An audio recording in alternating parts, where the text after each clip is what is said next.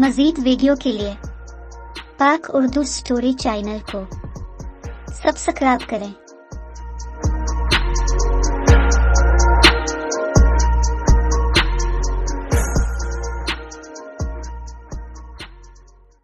एक जंगल में एक गीदड़ रहा करता था। इसे एक दिन बहुत तलाश करने के बावजूद कुछ खाने के लिए नहीं मिला। भूख से परेशान होकर ये सोचते हुए आगे बढ़ता गया कि इसे कुछ न कुछ जरूर मिल जाएगा। इसी दौरान उसकी नजर दौड़ से आती हुई एक लुमड़ी पर पड़ी। जैसे ही वो करीब हुई, उसने फौरन लुमड़ी पर हमला कर दिया। गीदड़ के हमले से लुमड़ी घबरा गई, लेकिन इसने इत्मीनान की सांस लेते हुए कहा कि क्या दोस्त, तुमने अचानक मुझ पर हमला कर दिया। मैं तुमसे बचकर कहाँ जा सकती हूँ। यह सुनकर गीदड़ कहने लगा, ए मक्कार लुमड़ी, मैं तुम्हारी होशियारी भरी बातों में नहीं आने वाला हूँ। तुम मेरे हाथों पकड़ी गई।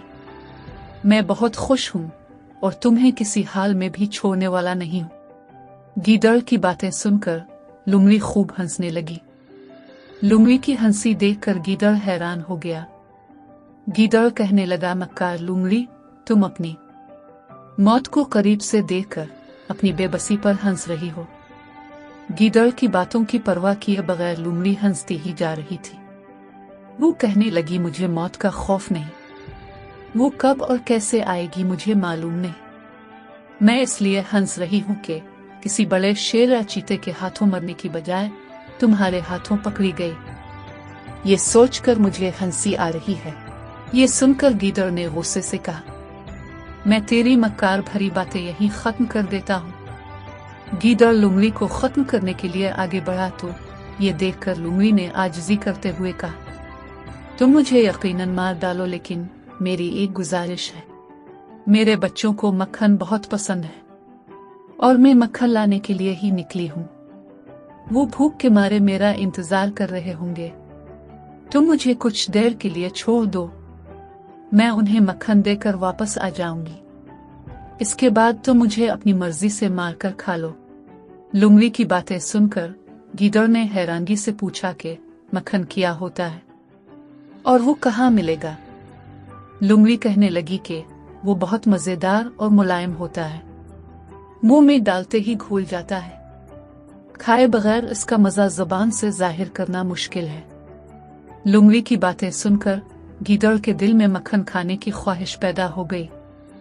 गीदड़ कहने लगा कि मैंने अभी तक मक्खन के बारे में सुना है, कभी खाया नहीं। वो कहाँ मिलेगा। लुमड़ी ने कहा, कारोबारी इसे तैयार करके लोगों की नजरों से बचाने के लिए कुएं में महफूज रखते हैं। मैं जाकर तुम्हारे लिए और अपने बच्चों के लिए लेकर आती हूँ। लुमड़ी की बातें सुनकर गीदड़ कहने लगा कि मैंने पहले ही कह दिया था कि मैं तुम्हारी चालाकी भरी बातों में नहीं आने वाला। तुम मक्खन लाने की बात कहकर यहाँ से फरार होना चाहती हो। मैं इतना बड़ा बेवकूफ नहीं हूँ, मैं भी तुम्हारे साथ चलता हूँ। लुमड़ी कहने लगी, इससे बेहतर और क्या होगा, दोनों साथ ही चलते हैं। लुमड़ी और गीदड़ मिलकर चल पड़े। जंगल के रास्ते में उन्हें कुआं नजर आया, जिसमें दोनों ने झांक कर देखा तो इसमें से चांद का साया साफ तौर पर नजर आ रहा था। लुमड़ी कहने लगी, देख लो, ये है मक्खन, कितना प्यारा नजर आ रहा है। मुंह में पानी आने लगा है ना। बस करो और अब तुम कुएं में जाकर फौरन उसे लेकर आओ। इस कुएं के ऊपर रस्सी बंधी हुई थी और उसके दोनों जानिब बाल्टियां बंधी हुई थी। एक बाल्टी में बैठकर लुमड़ी कुएं में उतर गई। गीदड़ बेसब्री से उसे देखने लगा। फिर वो सोचने लगा कि लुमड़ी वापस क्यों नहीं आ रही होगी। इसने गुस्से से लुमड़ी से कहा, तुम्हें मक्खन लाने के लिए कहा था, तुम क्या कर रही हो। ऊपर आओ, मैं तुम्हें बताता हूँ। ये सुनकर कुएं में मौजूद लुमड़ी कहने लगी, तुम्हें हर बात की जल्दी होती है। ये मक्खन बहुत बड़ा और वजनी है। तुम भी अगर अंदर आ जाओ तो दोनों बड़ी आसानी से लेकर जा सकते हैं।